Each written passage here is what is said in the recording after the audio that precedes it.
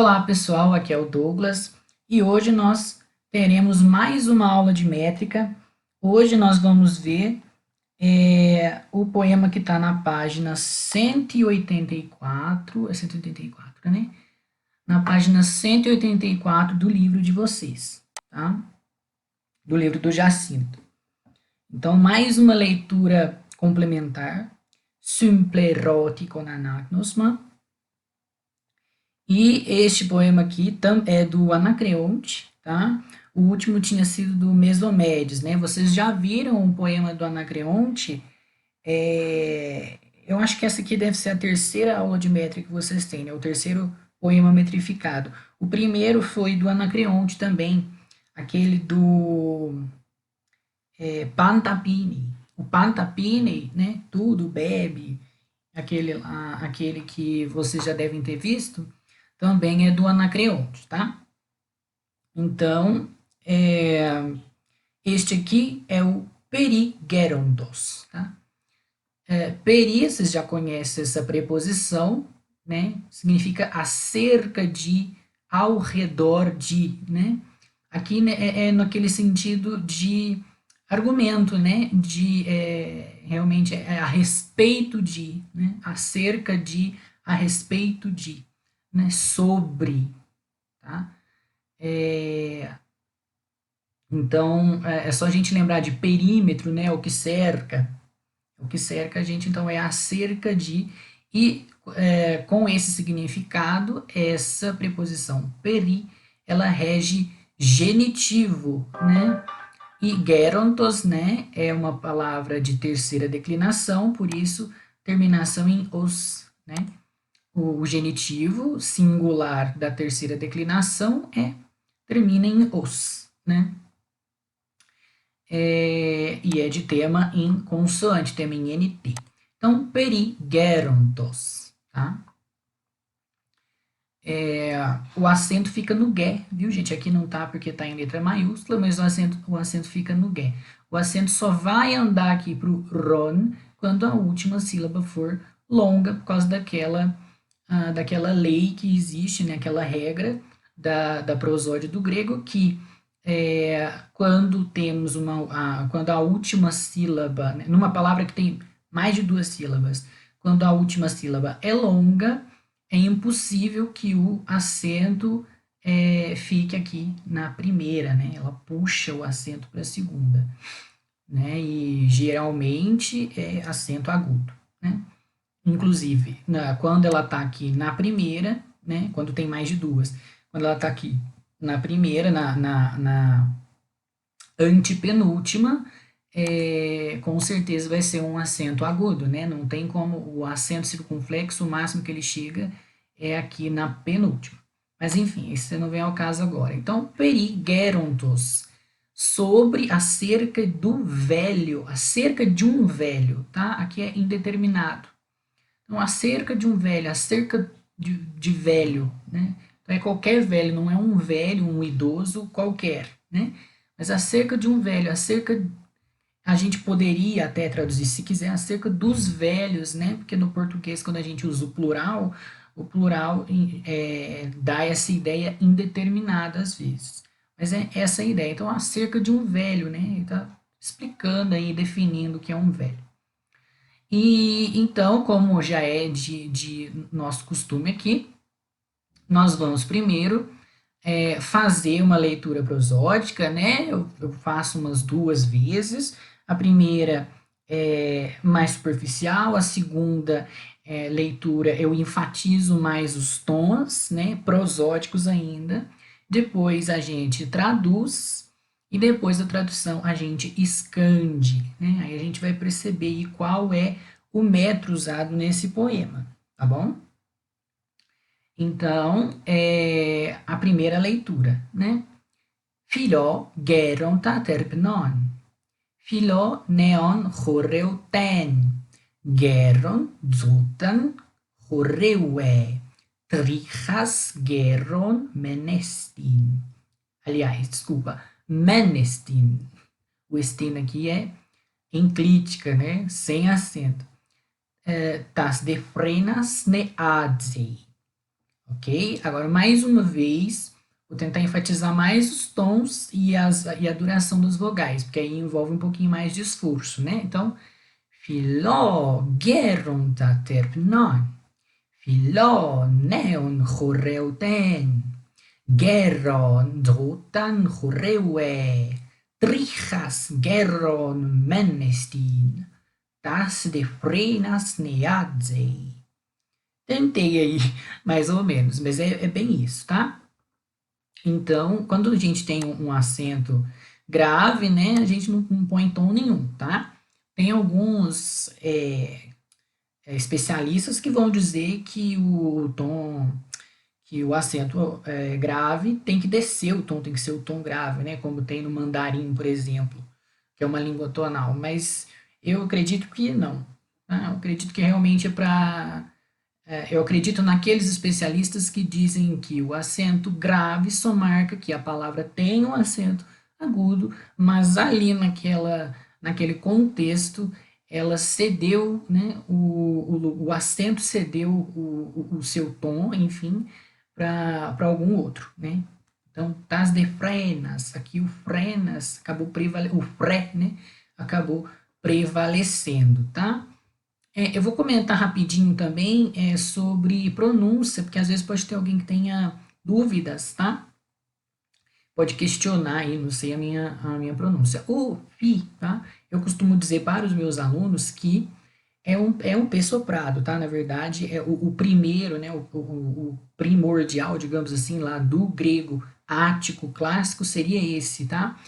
Ao longo do tempo foi modificando, né? Os sons das letras foram modificando até chegar no que é o grego moderno, demótico, né? De hoje. Porém, de primeira lá, né? Logo depois da evolução do indo-europeu, isso aqui seria um P soprado, tá? Então você vai pronunciar o P mais ou menos como o P do inglês, né? No inglês você não diz apple pie, você diz apple pie, pie, né? Parece o Henrique Cristo aí, quem for lembrar. Então é pa, pa, pa, pi, pi, pi, entendeu? É soprado. Uma dica que eu dou é vocês tentarem pronunciar isso como se fosse um PF, tá? Ou então um F bilabial, porque o F é lábio dental, né? Para pronunciar o F, você diz F, né? Você junta o lábio inferior, o lábio de baixo, com os dentes de cima, os dentes superiores. Então, isso você faz o som de F, soprar, né? É só vocês tentarem fazer esse mesmo som, só que com os lábios, só usando os lábios, né? Então você diz fi, tá? Eu acho que dá uma ideia. Eu uso assim. Então eu digo filó, filó, filó. Nem sempre sai perfeito, né? Às vezes sai mais um F mesmo. Filó, filó, né? Mas eu costumo pronunciar assim, como se fosse o PF do alemão, em Pfeiffer, né? Tipo Michelle Pfeiffer, né? A atriz. Então, mais ou menos isso. Isso. Outra coisa também o ri, né, também é um som de K aspirado, mas eu pronuncio como uma velar, tá? Como diz, uma fricativa velar, ou seja, é aquele som escarrado, tá? É o som do CH do alemão, do J do espanhol, do R carioca, né? Aquele bem escarrado, assim, eu pronuncio assim, tá? Muitos métodos aplicam essa pronúncia, porque é mais fácil de fazer, tá? Imaginar um C aspirado, né? Um K aspirado, chega muito próximo desse som de ri, né? Seria tipo ki, ki. Você forçar bastante o K de maneira que ele fique soprado. Aí acaba chegando muito próximo. Então dizer choreuten ou dizer choreuten, eu prefiro choreuten, é mais fácil, né? Choreuten, na verdade, né? Choreuten. Choreue, em vez de choreue, né? Sei lá, é meio difícil, parece que eu estou pronunciando K normal, né? Principalmente com o RI é mais difícil. Então, eu adoto essa pronúncia, tá? É uma convenção, ninguém vai te advertir. Uma coisa aqui também é Já o zeta, tá, gente? A letra zeta, eu pronuncio também como se fosse o T do inglês, porque era assim, é um T soprado, tá? Tem gente que prefere pronunciar o theta como se fosse o TH do inglês ou o C do espanhol, né? Dental, sa, se, si, so, su, tá? Até porque no grego moderno é assim. Inclusive no alfabeto internacional, né, fonético, o símbolo desse som sa é o teta, né, é o zeta. Mas no grego ático, clássico, a pronúncia era um T soprado, era o T aspirado, tá? É o mesmo T que se usa no inglês, o T puro mesmo, sem H. Então, é o T de black tie, de chá, que é tea, né? Eles vão dizer cup of tea, não cup of tea, né? Raramente se diz assim em inglês. O inglês vai pronuncia mais soprado, é mais aspirado. Então, aquele é o T do inglês, tá? Então, enquanto o tal, né, do grego seria o T duro, tá? Então, por exemplo, aqui na palavra cabelo, né, no nominativo, eu não sei se isso aqui tá totalmente correto, não, mas acho que sim. O nominativo é com teta, né? Então, você vai dizer tricks, tricks, tricks. Já aqui no genitivo, né, na raiz dele, ele já passa a ser o duro. Eu tô com dúvida aqui se não é um teta mesmo. Mas se for o tal, seria, aí a pronúncia já muda. É trijos, trijos, trix, trijos. Tá? Isso dá uma diferença enorme. Agora nós vamos continuar. Vamos para tradução. Quanto à tradução, deixa eu ver o que ele está falando aqui. Essas observações aqui eu vou fazer. Depois a gente dá uma lida, mas eu vou fazer, podem ficar tranquilos. Então vamos lá. Primeira coisa, né? A dica que eu sempre dou, achar primeiro o verbo. Então, primeira linha. Filó, geronta, terpnon. Então, aqui o verbo tá na primeira palavra, filó, né? Então, piló aqui é a contração, né? A gente sabe que tem os verbos contratos, os verbos contraídos, né? São aqueles que têm a raiz aqui em alguma vogal, né? Como epsilon ou ômicron.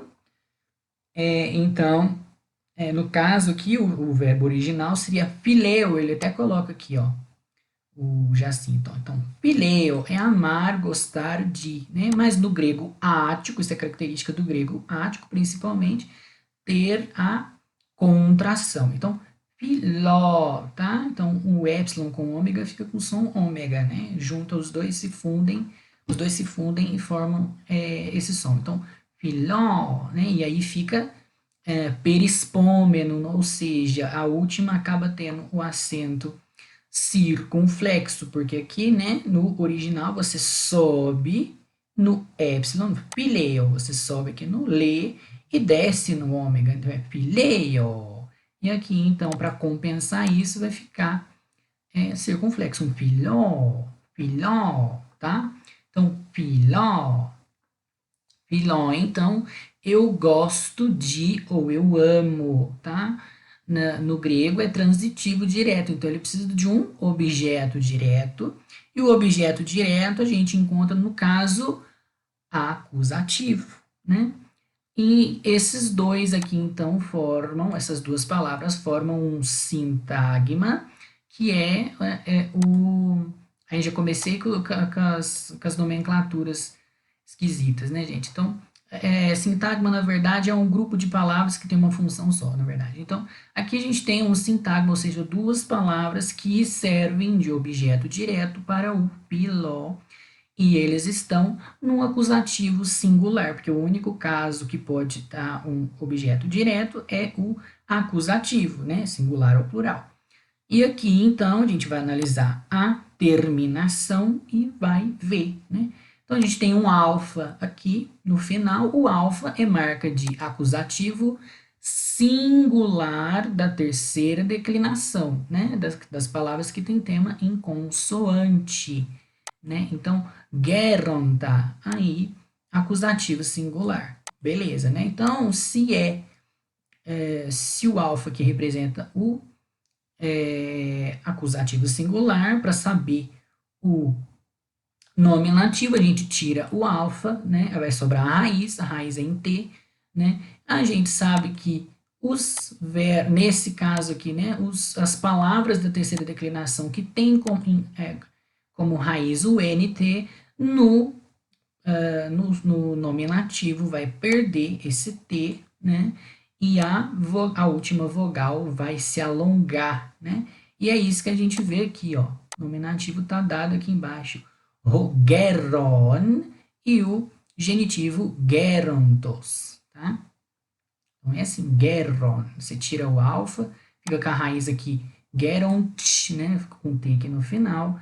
E aí, tira esse T, sobra o geron, mas aí para compensar, né? Porque antes aqui tinha N inteira, era uma vogal aqui, né? Fica sendo uma raiz longa, por causa desse encontro consonantal. Então, para compensar essa queda, a gente alonga o O. Então, fica Hogeron, depois gerontos, né?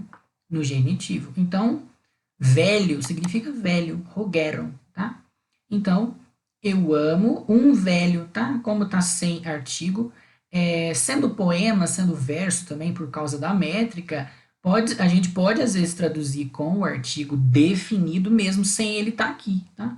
Mas nesse caso eu achei melhor interpretar como um velho, realmente para indeterminar. Então, amo um velho, e não é um velho específico, eu amo um velho, que isso aconteça, é como se fosse assim, né? Então, amo um velho, tá? E aqui, concordando com esse geronta, a gente tem o adjetivo terpnon, né? E aqui embaixo tem a forma dele, ele é regular, né?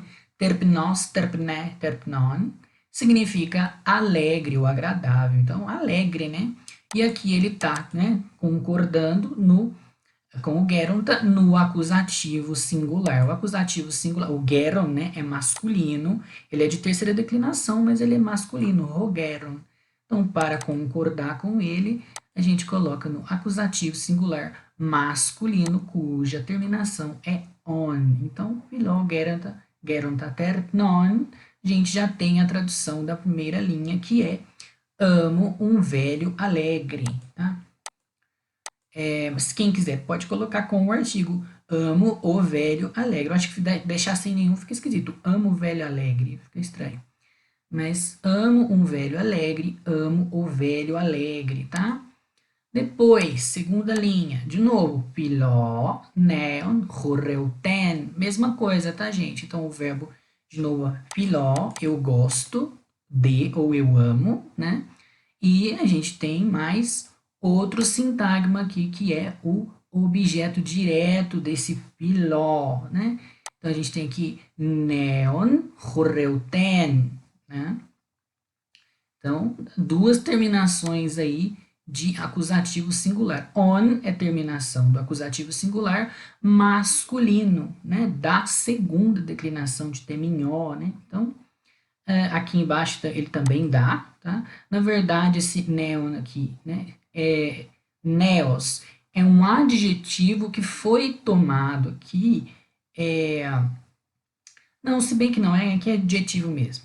É adjetivo mesmo. Eu tinha interpretado de outra forma, mas olhando aqui, realmente não é não. Então, na verdade, que o núcleo desse sintagma, tá? O núcleo desse objeto é o horeuten, tá? Horeuten, então, essa terminação em N, né? Só de terminar em N, a gente já desconfia que seja um acusativo, e é isso que a gente está procurando mesmo, né? Então, horeuten, que é, nesse caso, masculino, tá? Ele tem aquele sufixo de agente, né, que eu falei para vocês, tes, né, no nominativo é tes, é um sufixo que geralmente indica função, indica pode ser uma profissão, nesse caso é uma ocupação, né, bailarino, tá, horeutes, então é uma palavra de primeira declinação, tá, de tema em eta, porém masculina. As palavras da primeira declinação geralmente são femininas, né? Mas quando elas são masculinas, elas ganham, lá no nominativo, elas ganham esse sigma aqui, ó, por causa de uma analogia com a segunda declinação, que é a declinação dos masculinos, né? Então, os masculinos da segunda declinação são aqueles que terminam em os, né? Em ômicron, é isso, ômicron e sigma, né? Então, para fazer uma analogia, a gente tem o sigma aqui nos masculinos, tá? Os femininos não tem esse sigma, geralmente é só eta ou só alfa, tá? Não sei se tem alguma exceção, pode ter, mas agora eu não estou lembrado. Então, Horeutés é o bailarino, tá? E aí também o genitivo, ele é de primeira declinação, o genitivo dos masculinos da primeira declinação também, em analogia com a segunda declinação, vai ser em u, tá? Porque o genitivo da primeira declinação de tema em eta é es, né? Então aqui era de se esperar que o nominativo fosse horeutés em sigma e o genitivo fosse horeutés, mas não é o caso. Como ele é masculino, ele vai pegar o genitivo da segunda declinação em u. Então, horeutés, tu, horeu, tu, tá? E então um bailarino, tá? Amo um bailarino, e aí esse, né, voltando agora no neon, né? É o adjetivo aqui, neos, neos, neon, né? No acusativo singular, masculino, né? Então, on, ele é como é um adjetivo regular, ele vai seguir, no masculino, ele vai seguir a segunda declinação. E acusativo singular masculino, segunda declinação, termina em on, tá? Então, amo um bailarino jovem, ou um jovem bailarino, tá? Pode manter até na mesma ordem, tá? Mas eu tinha até pensado, assim, né, que o neon fosse o substantivo e o horeuten um adjunto, mas realmente não, tá? O núcleo é o horeuten, bailarino, e o bailarino o horeuten é neon, o bailarino é jovem, tá? Então, amo um jovem bailarino, amo um bailarino jovem, ponto, né? Terminamos aí as duas linhas. Depois, Geron, Dotan, Horeue. Então, esse D apóstrofo, né, lembrando, é aquela partícula enclítica, tá? Aqui ela tá fazendo elisão, tá elidindo, né? É a partícula enclítica D, que tem acento próprio, né? D. E ela sempre fica, como sendo enclítica, sempre fica em segunda posição na frase, né? Ela sempre vem depois da palavra. É um recurso oral do grego, né? Para emendar uma ideia na outra, uma coisa na outra, na hora de falar, tá? É uma marca da oralidade do grego. E o grego tem uma infinidade, assim, né? Não, infinidade estou exagerando, mas são numerosas partículas que eles usam até, e essa aqui tem o sentido aditivo, tá? É como se ela substitui aqui uma conjunção aditiva, que seria o kai, né? Kai e. Né? Então aqui, e um velho, geron, a gente já viu que é o velho, né? No nome nativo, terceira declinação. Então, sem artigo, um velho, né? Porque eu tenho o de aqui ele está elidido, tá? Tá sozinho aqui, porque a outra palavra começa com vogal, tá? Uma outra observação também, gente, é que mesmo que uma vogal seja aspirada, no grego ela não deixa de ser vogal, tá? Eles não veem, eles não enxergam essa aspiração que a gente às vezes marca como H, né? Com a letra H, eles não enxergam isso como uma consoante, né? Cientificamente né? Na prática mas eles não viam isso, tá? Para eles era uma aspiração, não faz da vogal menos vogal, tá? Então, ro é uma vogal, tá? O é uma vogal, ro também. Então, por isso que elide, tá? Então, aí vai ficar um D meio escarrado aqui, assim, né? Um D soprado. Então, pode ser dotan, se vocês preferirem, em vez de dotan, né? Dotan, ou então dotan, dotan, uma coisa assim, tá? Eu acredito até que seria doten, geron doten, tá? Doten, alguma coisa assim, para manter essa aspiração do roten. Então, e um velho, vírgula. Aí a gente dá uma olhadinha aqui que é o roten, tá aqui indicado, tá? Roten é uma conjunção, tá? Que vem com o subjuntivo, significa quando, tá? Quando, indicando uma situação, um tempo, né? Então, quando, né? Ou seja, é assim que dança, quando dança, tá? A gente vai ver que o horreue, eu já adiantei, né? Então, rotan, quando, horreue aqui, como disse que o rotan vem com o subjuntivo, com certeza esse horreue é subjuntivo, tá? E a marca do subjuntivo é o quê? A última vogal que fica, né? As terminações verbais ficam alongadas no final, né? E nesse caso aqui o iota fica subscrito, ele não é pronunciado. Então, horreué, assim, né? Horreué, horreué. Aí tem que dar aquela alongada, fica esquisito, né? Parece que a pessoa tá meio babando, mas é horreué, mas é assim, tá? Horreué. Então, quando ele dança, tá? Quando, literalmente tá quando dance, né? Quando esteja dançando, mas não, né, a gente vai traduzir como quando dança, ou quando está dançando, tá? Como é, né? Aqui é o subjuntivo, o presente do subjuntivo, tá, gente? Então, e um velho, quando dança, quando está dançando, vírgula. E aí vem outra frase. Trijas geron menestin. Então, aqui, o verbo é estin, né? Verbo nominal. Não, tá certo. Verbo nominal. É o verbo ser, né? É o verbo, aliás, não é nem verbo nominal que a gente diz verbo de ligação, né? A frase que é nominal. Então, é o verbo ser, tá? É. O que ele é, né? O sujeito dessa frase continua sendo o geron, aqui em cima, tá? Então, o velho é esse man aqui, ó, vocês estão vendo que eu tô analisando de quase que de trás para frente, né? Mas então, man aqui é uma outra partícula enclítica, tá? Que ela geralmente vem correlacionada com a partícula D, tá? Também, às vezes o D vem antes e o man vem depois. Né? Elas formam uma correlação, ou seja, elas estão ligadas uma na outra, ó, tá? Elas estão amarrando uma ideia na outra, né? Então o man pega essa frase de cima, né? E liga com a de baixo, e o D aqui embaixo faz ligar com a de cima, tá? Então, assim vocês verem, né, bem claramente que é um recurso oral mesmo, tá? Então, de ligar uma coisa na outra. E por isso, acaba tendo a ideia, tá?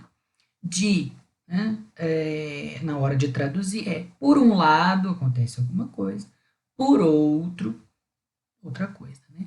Ou então você pode traduzir enquanto acontece alguma coisa, por sua vez, outra coisa acontece. Tá? Então, enquanto isso acontece, por sua vez acontece outra. Por um lado acontece isso, por outro acontece aquilo. Então, são, é, é, é uma comparação, tá? Como se estivesse comparando. Não, comparando não, não é comparação, não. Como é que a gente pode dizer? É simultaneidade. Tá? Simultaneidade, acho que fica melhor dizer assim. Então, acontece, enquanto acontecendo isso, acontece isso também por outro lado, tá? De uma outra maneira, ao contrário. Tá? Então, tá opondo também, é uma oposição que se faz. Tá? É uma simultaneidade, mas é uma oposição. Pode pensar assim. Então, a gente está opondo duas ideias. Então, enquanto, né, por um lado você está fazendo isso, mas por outro você está fazendo outra coisa totalmente diferente, né? Então, aqui, na hora de traduzir, a gente decide depois. Então, estin, o verbo principal. Estin tá? Um velho, e um velho, quando dança, o que ele é? E a gente tem aqui, trijas geron. Né? Numa frase nominal, o sujeito é nominativo e o predicativo também. Né? Então, se o sujeito aqui é geron, né? Velho, um velho, né? o predicativo desse sujeito vai estar também no nominativo. E aqui em trijas geron, o nominativo está no geron, tá? Então, repete, o mesmo sujeito é também o predicativo dele, tá? Então, aqui, né, nominativo, ele é o complemento do estin, tá? E é um predicativo do sujeito. Por isso, tá? Em frases nominais, os complementos são chamados de predicativo do sujeito. Ou seja, porque ele está... Isso aqui é até mais importante do que o estin, né? Então, um velho é velho. É isso que está dizendo, tá? Então, em um velho, quando dança, por um lado, né? É velho.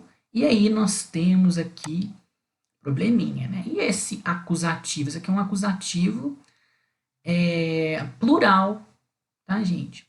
E ele é acusativo plural de trix, tá? Que é da terceira declinação. Tem a raiz em ri, né? Tá vendo? Então, essa terminação em as, alfa, sigma, as, é o acusativo acusativo feminino plural da terceira declinação, tá? Então, é feminino, tá? Retrix, então, trijas, né? Significa cabelo, então é cabelos, tá? Cabelos.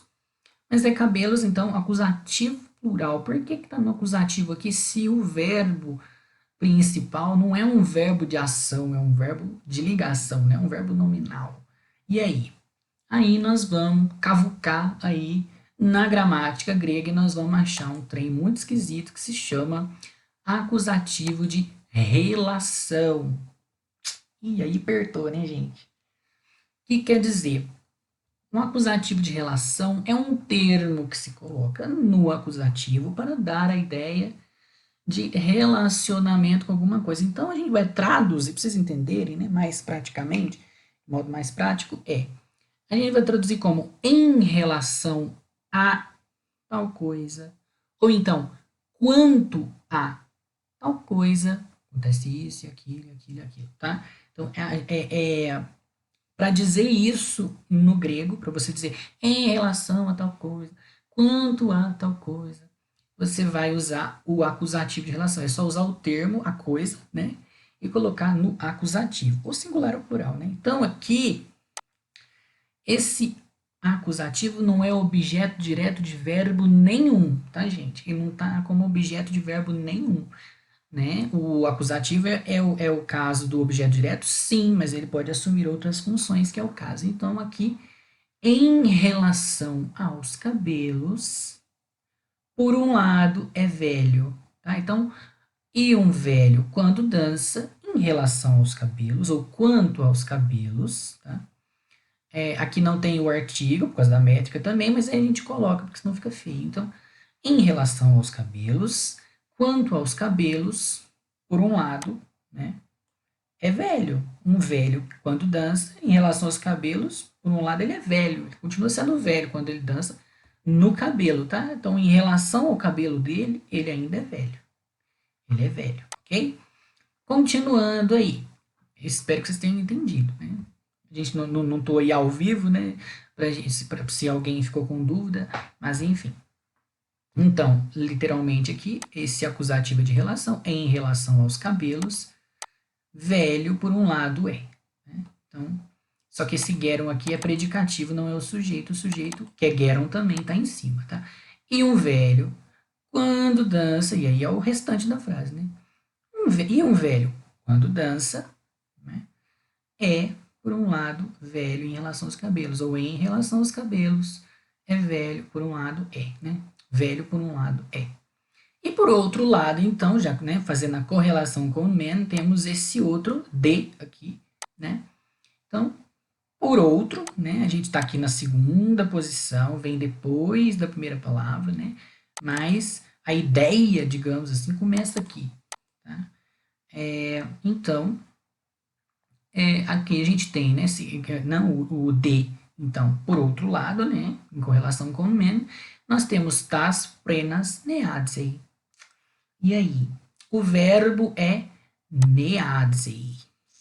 Aí a gente vai procurar um pouquinho, vai ver que vem de neadzo, que significa rejuvenescer, tá? Uma notinha aí que rejuvenescer é com SC, tá, gente? Tem um errinho aí no livro, tá? Rejuvenescer com SC, aqui tá só com C.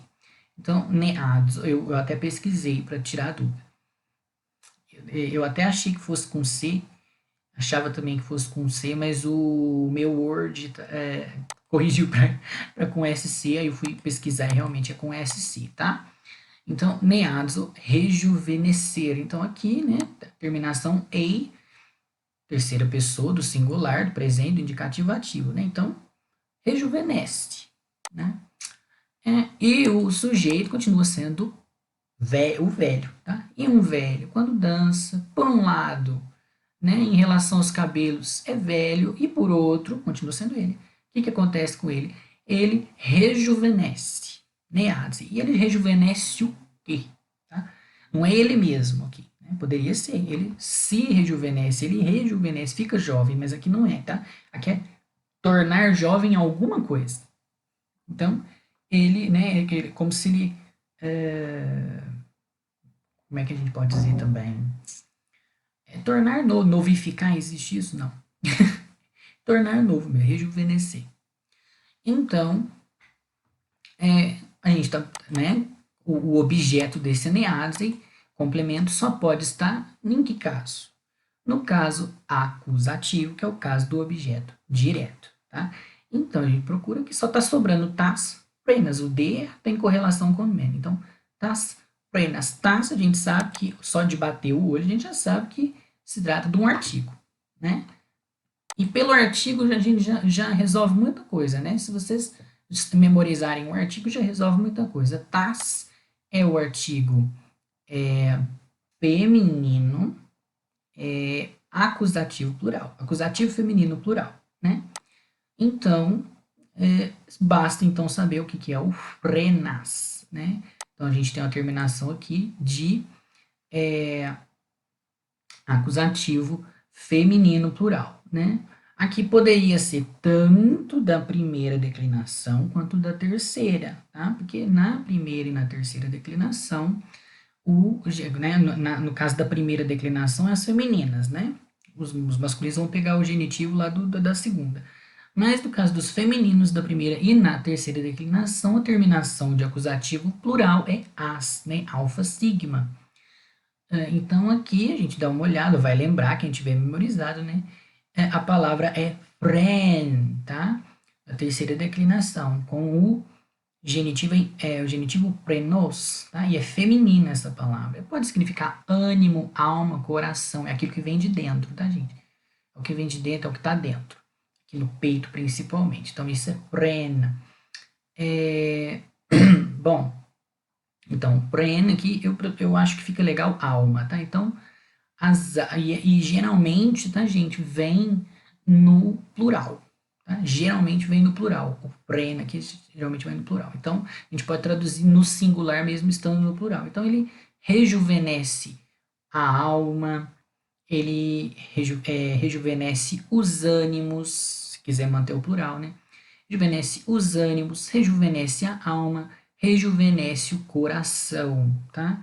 Então, é isso que quer dizer. Ekton anakreontos rodon. Então, a partir, né? Esse ek é a preposição, que não precisa, não é verso, mas tá, né? É a preposição de origem, né? Que rege genitivo. Então, ekton anakreontos rodon. Então, é a partir das, então aqui, artigo das odes, tá? Das odes, das músicas, das odes rodon, tá?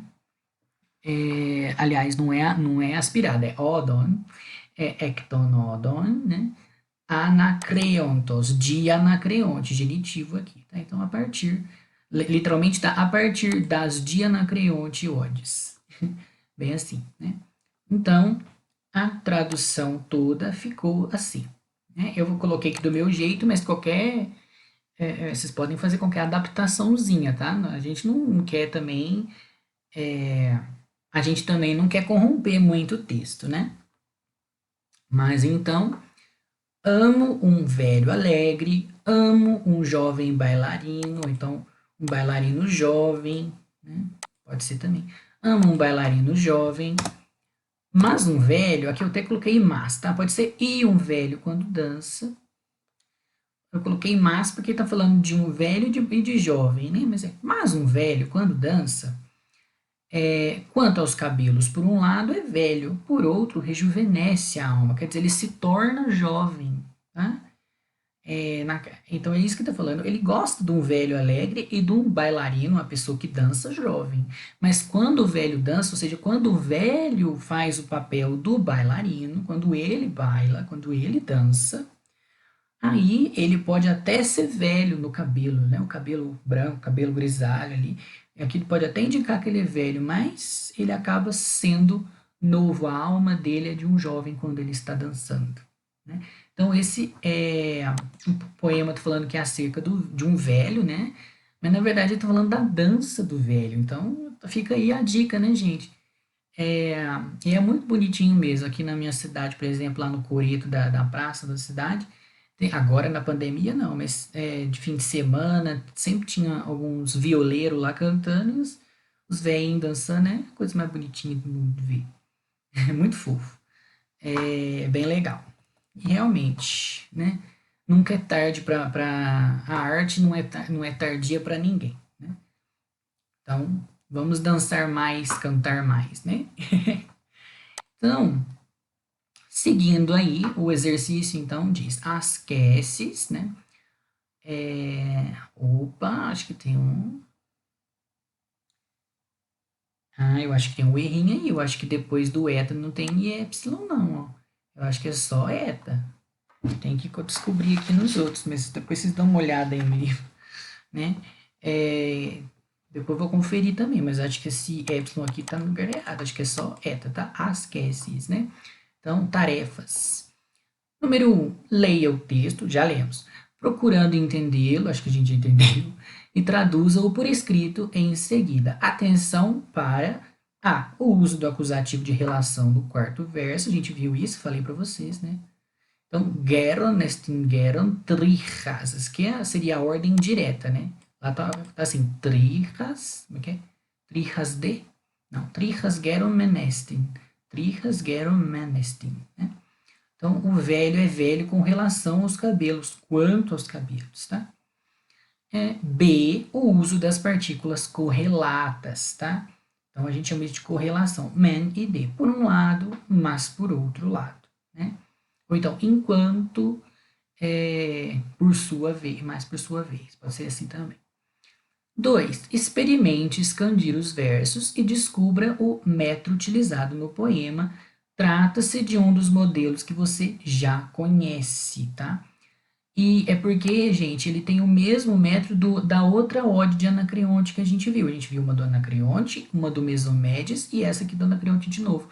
A do Anacreonte, aquela primeira, Pantapine, ela tem o mesmo verso, tá? E o verso é aquele hemiâmbico. Então, vamos expandir primeiro, que aí a gente vê. Então, preste atenção. No início do último verso, separe as sílabas assim, tas, de, re, tá? Então, aqui a sílaba não é de e depois re, é de, e depois re, tá? Então, de, re. Isso aqui já é outra coisa. Então, eu fiz aqui, já coloquei, só que eu não coloquei aqui o esquema métrico ainda, a gente meio que vai fazer junto, tá? Aí a gente descobre. Então, acho que eu vou aumentar um pouquinho para vocês verem melhor. Será que fica melhor assim?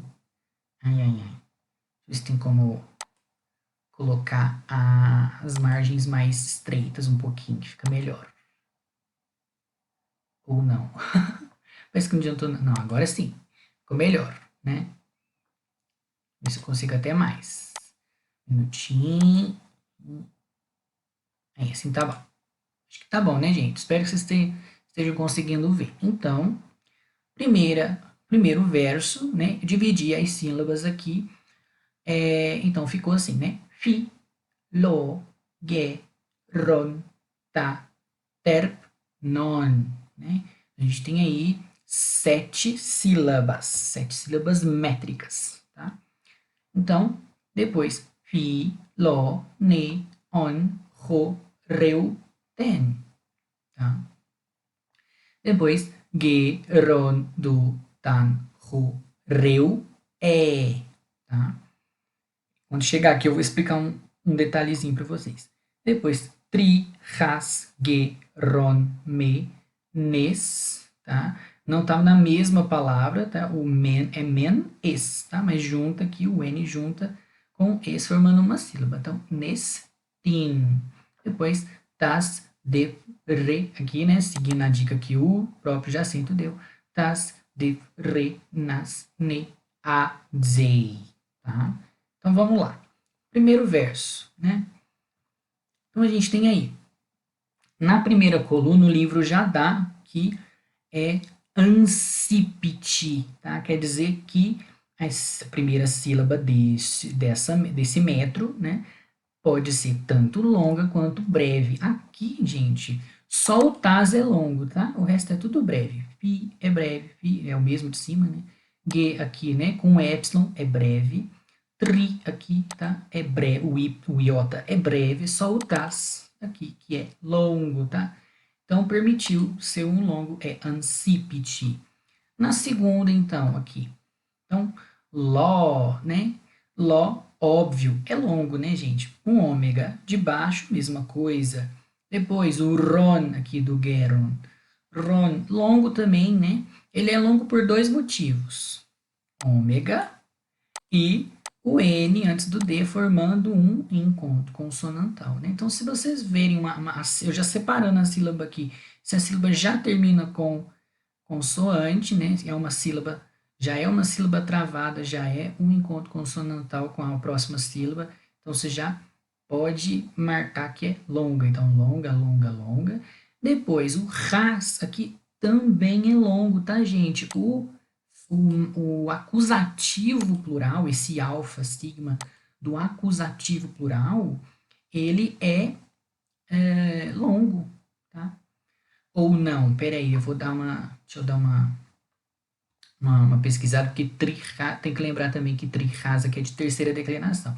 Na primeira declinação ele é longo, tá, gente?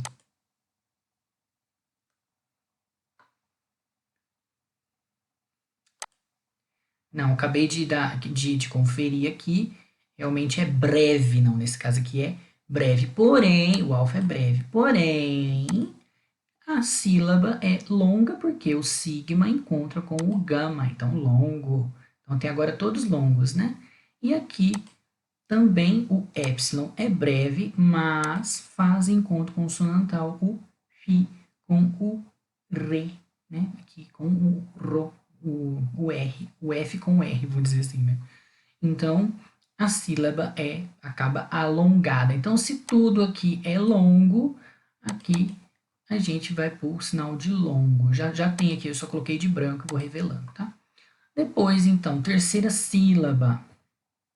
Então, a terceira sílaba aqui, primeiro aqui, ge, é com epsilon, é breve.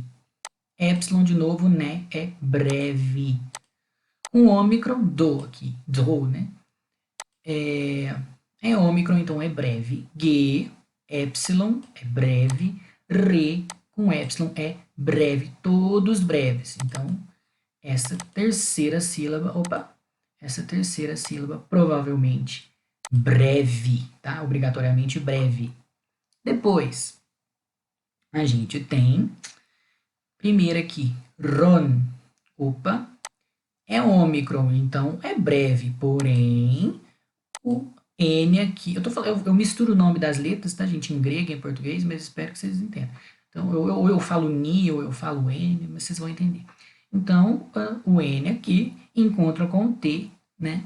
Fica, o encontro consonantal fica longo, tá? Então, a sílaba é longa, ron. Depois, on, mesma coisa, né? Mesma coisa do de cima, termina com N, encontra com o RI, né? O ômicron aqui é breve, porém, o N encontra com o RI, o NI encontra com o RI e faz um encontro consonantal, tornando a sílaba longa. Então, longa, longa, né? Depois, tan, mesma coisa, tá? O alfa, até não sei se o alfa do Rotan aqui é breve ou longa, tem que conferir. Esqueci de conferir esse, mas, de qualquer forma, a sílaba é longa porque o N encontra aqui com ri, né, e faz a sílaba ficar longa, né? Mesma coisa com o ron. O ron já tem os dois motivos. Ele está com ômega, é longo, e o N, né, encontra com o M, também fica pesado, a sílaba fica longa. Então, é longo. E aqui, no frenas, é a mesma coisa do trijas, tá, gente? É breve, o alfa, tá? Quando é de terceira, é breve, tá, gente? O alfa sigma do acusativo plural só vai ser longo na primeira declinação, na terceira é sempre breve. Eu conferi isso. Mas, mesmo sendo breve, o sigma encontra com o N aqui, vai fazer com que a sílaba fique longa. Então, todas são longas, e são longas por posição, porque por natureza não são nenhum. Não, só o Rony que é por natureza. Tá bom? O tan não sei, pode ser. Então, aqui, né, todas são tão longas. Então, a gente tem uma sílaba obrigatoriamente longa, tá? Depois, essa aqui é interessante. Esse tá aqui, esse alfa do tá em geronta, tá? Ou seja, o alfa do acusativo singular da terceira declinação, ele é breve. Tá? Então, aqui, breve. Depois, aí vocês vão memorizando aí. Depois, ro, aqui com ômicron, é breve. Ro de novo com ômicron, breve. Termina com epsilon, breve. E o ne aqui, breve. Tá? Então, tudo breve. Só que o que acontece, tá, gente? Apesar de ele ter escolhido colocar todas breves, esse metro hemiâmbico, ele permite que você use os dois. Tá? Então, essa aqui, na verdade, é ansípte. Se vocês, ao fazerem o exercício, marcaram breve, vocês não estão errados, tá? Realmente, todas aí são breves, mas nesse metro, o que acontece com ele é que essa sílaba, ela é ansípte. Poderia ser longa se ele quisesse, tá bom? Ocorreu de ser, calhou de ser todas breves, né? Mas poderia ter uma longa aqui no meio. Poderiam ser todas longas, ou tá tudo misturado, tá? Então, quando é ansípte, qualquer uma, pode ser ou não, tá? Como aqui na primeira, né? Aqui no primeiro pode ser longo ou breve, mas a única longa que tem aqui é o tas, tá? Isso é até aleatório, né? Depois, continuando então, penúltima sílaba, ok? Então, a gente tem terp, a vogal epsilon é breve, mas nossa, aqui tem 3 consoantes que se encontram, é o Rho, o Pi e o Ni, né? O R, o P e o N. Então, nossa, isso aqui é longuíssima, né? Longérrima. Então, é longa. Depois, Reu, obviamente longa, porque ditongo, tá? Ditongo. Mesma coisa no de baixo. O que acontece aqui, viu, gente? Eu até tinha primeiro dividido a sílaba assim, Ro, Re e depois o E, tá? Mas na verdade o que acontece aqui, esse Y, né, esse U aqui, no caso, ele está servindo tanto de semivogal aqui para o ditongo, Reu, quanto também para semivogal do outro ditongo, Ué, tá? Ele se desdobra. Então é eu e o E, tá? Da mesma forma. Só que a gente separando aqui, coloca assim, Reu, Ué. Ele se desdobra nas duas coisas. Então, Ro, Reu, Ué. Ro, Reu, Ué. Tá? Não é Ro, Reu, É. Tá? Ro, Reu, Ué. Como a gente usa até no português mesmo. Pronuncia, né? A gente fala lua, a gente não fala lua, lua. É difícil, né? A gente fala lua, ela desdobra. A letra U desdobra, né? Então, é mais ou menos isso que acontece. Então, o reu, e aqui então, reu é longo, como no de cima, né? E esse aqui, o epsilon, é breve, porém, sigma encontra com, né? O S encontra com T, sigma com tal, faz o encontro consonantal, a sílaba fica longa. Então, a gente tem esse alfa aqui, e o alfa tem um problema, porque o alfa não dá para a gente saber direito, né, se é longo ou é breve, aí tem que pesquisar. Eu não consegui achar aqui. Mas o que acontece? A próxima sílaba começa com zeta, né? A letra zeta, ela é uma letra só, mas ela tem dois sons e ela conta como um encontro consonantal, tá? Conta como duas. Então, por isso, esse A acaba ficando longo, tá? Tenho certeza disso, pode confiar. Então, o A, aqui sendo longo ou breve, de qualquer forma, ele fica longo por causa do zeta, tá? Então, é longo. Então, longo, longo, longo, longo, longo, todos são longos, provavelmente é obrigatoriamente longo. E aí temos a última. Aí na última é interessante, hein? Vamos pensar aqui, assim, primeiro, de primeira, né? Bom, tem ômicron, só pode ser breve, né? Aqui tem eta, é longo. Outro eta, com iota subscrito ainda não, longuíssima, longérrima, né? Depois, esse iota aqui do estin, tá? É breve. E no zei é ditongo, é longo. E aí, né? Aí você pensa, bom, aqui tem breves e tem longos, então é ancipt. Porém, gente, não é assim que funciona. Por quê? O poema ele tem uma continuação, né? Então, a última sílaba, ela tá ligada na primeira da próxima, tá? Da seguinte. Então, assim, ó, o ômicron é breve, mas o N aqui do non, ele vai juntar com o fi aqui da próxima sílaba. Então, ele vai contar como longa, tá? Aqui já é longa, e aqui no tim, mesma coisa, tá? O N aqui do tin vai encontrar com o T do tas lá embaixo, vai alongar o tin, então vai ficar longo. O E aqui já é de tom, já é longo, então, na verdade, essa sílaba aqui, ela é obrigatoriamente longa. Aí que é a complicação, né? Então, mas é assim, né, gente? A gente tem que aceitar. Mas é muito bonito, muito lindo, né?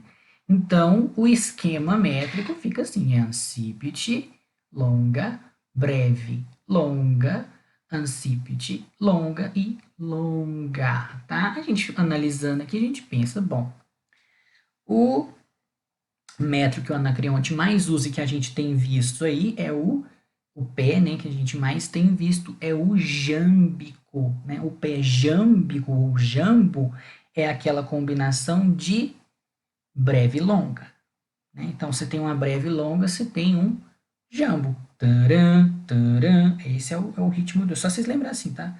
Lembra do Douglas falando, ah, tá, o jambo é taran, ou seja, breve e longa, tá? Então é assim.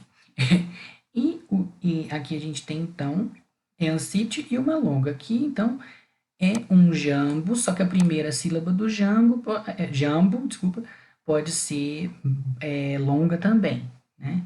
É permitido, mas aqui, pensando assim no arranjo, aqui tem um jambo, aqui tem outro, ó, breve e longa, aqui tem outro, breve e longa, mas é que a mesma coisa, aqui é permitido a primeira sílaba desse jambo ser uma longa, e a última aqui é um meio jambo. Por isso que chama hemiâmbico esse verso, tá, gente? Então ele é meio, ele tem um jambo aí que está na metade, tá? Porque era para ser breve e longa, ele parou na longa, tá? A gente tem essa sequência aí de 3 pés jâmbicos, um pouco modificados, né? Um pouco flexibilizados, mas 3 jambos e meio, tá? Então, por isso é hemiâmbico. É o mesmo metro do Pantapinei, tá?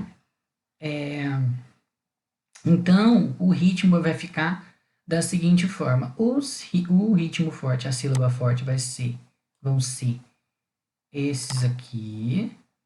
Colocando negrito aparece, fica. Esse aqui, ó, a segunda longa, sempre na longa, né? Aqui também. Aqui vai ser o tempo forte, o ictus, né? A pancada. E aqui, tá bom? Então, ritmo jâmbico. Lembrem, não é aqui, não, é aqui. No N, né? Então, vai ficar da seguinte forma. Vamos tentar cantar agora. Então, Philogerontaternon, não, é ne, não é ge. Philogerontaternon, philoneon horeuten, gerondotan horeue, trihas geromenestin, das defrenas neazi. Acaba aí. Então, é muito parecido com aquele outro. A gente pode inventar uma outra, né? Eu estava até pensando naquela sabe aquela musiquinha, Fulano é um bom companheiro, é mais ou menos aquilo. Então, Filogueiro tá, não. Filogueiro tá tetno, piloneu, oreu, tem, querondo tanto, oreu, e rasgueiro menestim, a desfrenas de adze, alguma coisa assim, tá, gente? Então, vocês podem pensar numa outra coisa.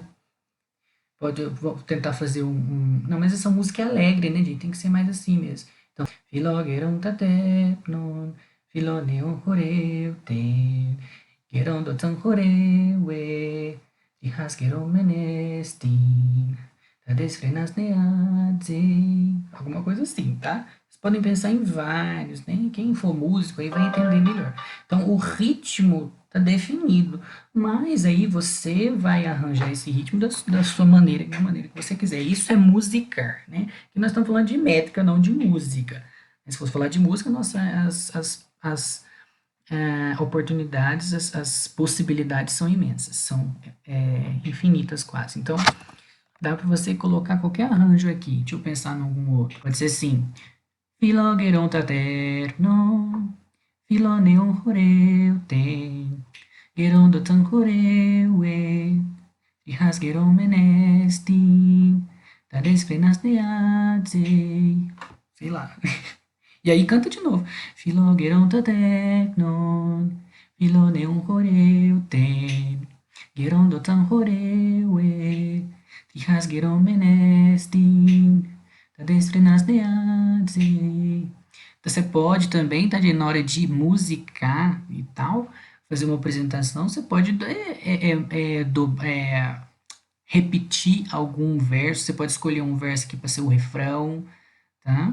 Pode ser, vamos supor aqui que o refrão seja Filó, Gueron Tatero. Então, aí você coloca ele aqui na primeira, coloca uma terceira, aí você faz, um, dois, aí aqui a primeira é o refrão, mas você faz assim, um, dois, refrão, um, dois, refrão, sei lá, alguma coisa assim. Ou então assim, pode colocar o refrão, né, a primeira aqui, esse primeiro verso, aí conta mais dois, um, dois, aí repete ele, depois um, dois, repete ele, ficando assim. Filogueron taternon, filoneon, filoneon horeu ten, erondotan horeu e, filogueron taternon, voltou lá, e depois, trihasgueron menestin, ta desfrenas neadzi, filogueron taternon, e depois de novo, Filogueron taternon, Filoneon horeu ten, Gerondotan horeu e. Aí o refrão de novo. Filogueron taternon, Rihasgueron menestin, Tadesfrenas neadze. Alguma coisa assim. Vocês podem fazer esses arranjos se quiser cantar, tá bom? Aí é a critério de vocês, tá bom? Nossa, eu fico falando tá bom, tá bom, tá bom, né? Parece que não tem outra coisa para falar. Então, a gente termina aqui. Acho que se restou alguma dúvida, vocês coloquem lá nos comentários do vídeo, tá? Quem quiser, e aí a mesma coisa que eu falei disso, vocês podem aplicar lá no texto do Panta Piney, tá? Que tá na página 150. Dá para eu colocar também, ó. Regemelaina Piney, Piney de dendreauten, Piney talassadauras, Godelios talasan, Dondelions telene, Timui majestetairoi, Cautotelon tipinem. Pode ser assim também. Então, o mesmo ritmo que vocês aplicam num, vocês podem aplicar no outro, ou então pode ser um diferente, ó. Tem o mesmo ritmo, mas assim, né? O mesmo arranjo métrico, mas pode ter um outro ritmo, uma outra combinação, né? Porque aí, dependendo também do conteúdo do poema, isso tem a ver, né? Às vezes é um poema que fala de coisa triste, é mais solene, aí você vai ficar cantando assim, não dá, né? Tem que ser uma coisa mais lenta, né? E já as que são mais alegres, mais dançantes, a gente faz um ritmo mais acelerado, tá bom? Então, agora sim a gente encerra aqui e fiquem com Deus e é isso. Tchau, tchau.